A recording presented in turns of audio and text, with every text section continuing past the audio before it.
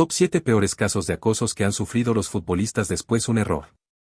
El fútbol, deporte de pasiones globales, es también un escenario donde los errores en la cancha pueden desatar una violencia desproporcionada hacia los jugadores. 7. Moacir Barbosa 1950. Moacir Barbosa fue el arquero de Brasil en la final del Mundial de 1950, partido conocido como el Maracanazo, donde Uruguay derrotó a Brasil 2-1 en el Estadio Maracaná. Barbosa cometió un error al no detener un disparo de Alcides Gigia, que fue el gol decisivo para la victoria uruguaya.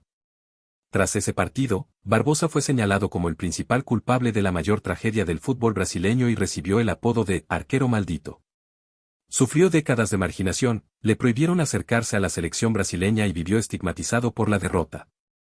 Incluso en 1993, un niño le dijo, «Usted es el hombre que oscureció mi vida». Murió en 2000 en pobreza y con el peso de ese estigma.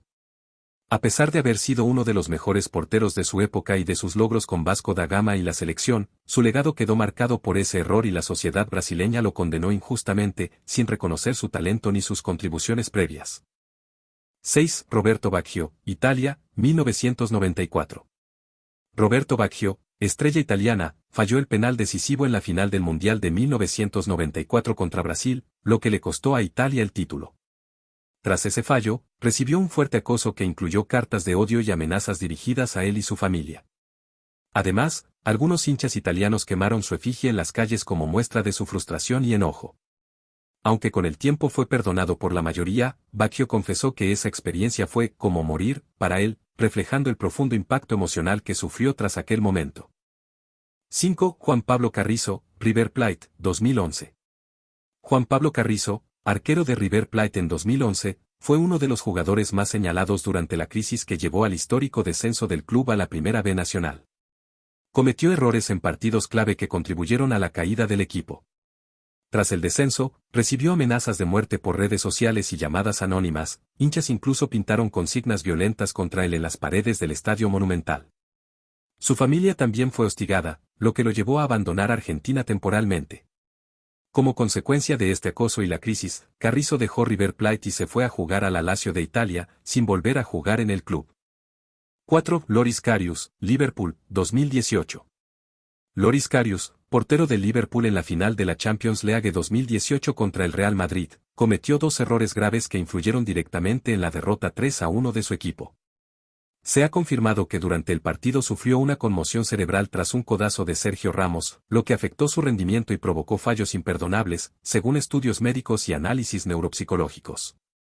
Tras el partido, Karius recibió miles de mensajes de odio y amenazas de muerte hacia él y su familia en redes sociales, lo que llevó a que la policía de Merseyside investigara estos hechos con seriedad.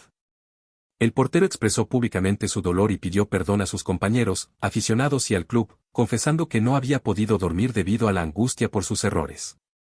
El trauma psicológico sufrido fue severo, confirmado por psicólogos del club, y la presión mediática y social fue tan intensa que Karius tuvo que ser cedido al Besiktas para alejarse del ambiente hostil y recuperarse tanto física como mentalmente. 3. Harald Schumacher, Alemania, 1982.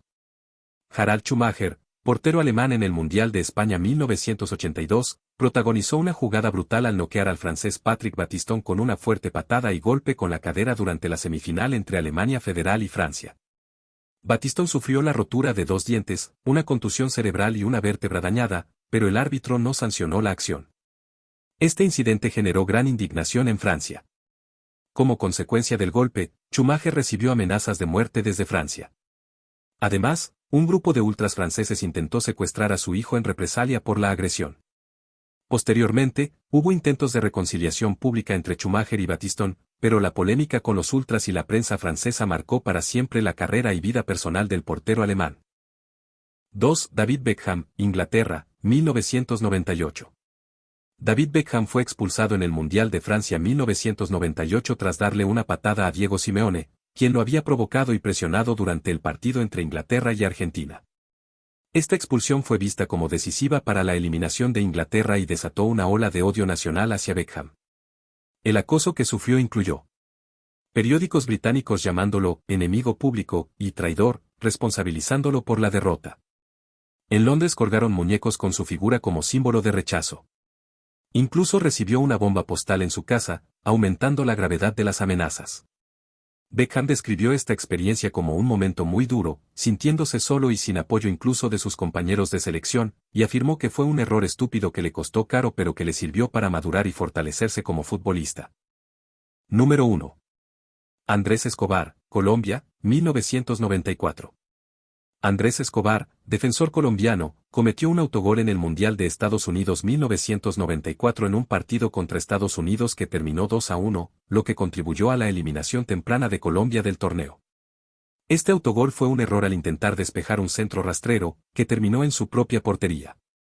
Tras la eliminación, Escobar fue duramente criticado y señalado como traidor por medios y fanáticos.